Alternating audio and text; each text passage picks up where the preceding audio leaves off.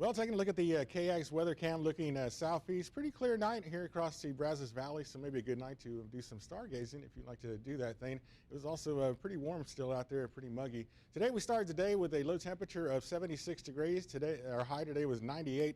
Bove, which were just above average, but fortunately we didn't hit the high that we had back in 2011 of 106 degrees.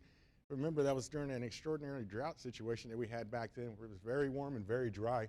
Fortunately, we're above average for rainfall this year, just below 4 inches above, so that's a good sign that at least we've had the rainfall this year that we didn't have it back then. Of course, elsewhere across the Brazos Valley was 97 degrees in Hearn today, as well in Caldwell and Brenham. We hit 98. It was 94 in Navasota and 95 in Madisonville. So pretty hot across the Brazos Valley. This evening is still pretty warm out there. It's 86 degrees in Bryan-College Station, 84 in Hearn and Navasota, 83 over in Caldwell, 85 in Brenham, as well as in Madisonville. So pretty muggy and warm evening out there. Over at Easterwood Airport, it's under clear skies, 86 degrees, and we got humidity at 57%. So you still feel that warmth out there. Taking a look at the tropics, of course, the Gulf of Mexico is pretty clear right now, as well as the Caribbean Sea.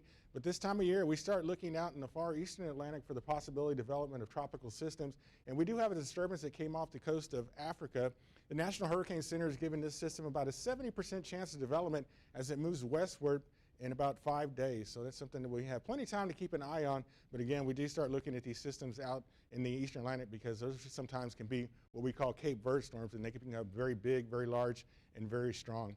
So it's just something to keep an eye on. As far as here across the Lone Star State, we got pretty much clear conditions. The high pressure that we have over the Rockies, we've been talking about this for the last couple of days, is really asserting itself on our weather, and that's why we didn't have much rain chances today, and it was another hot one, and we look like that's going to continue into the weekend. Of course, the jet stream up north, so we're not looking for any relief from any systems up there, and that's kind of what we expect this time of year in the beginning of August. Now, as for tomorrow, we're looking for a few clouds across the area, not looking for much in rain chances. So you can see the model picking up on that. Trying to bring in some activity on Friday, but I think the air, we have a flow coming around the north on this from that high pressure, but the air is just too dry, so I think it might be getting a little overzealous on the rain chances there. But once we get into Saturday, we have a chance of a disturbance coming down, and we might have some rain chances, about 20% on Saturday into Sunday. Tomorrow at 8 a.m., looking for a temperature of 77 degrees, 88 at noon, and 95 at 5 p.m. under mostly clear skies. And they're looking at a 7-day forecast. Once again, we're going to look for some rain chances this weekend.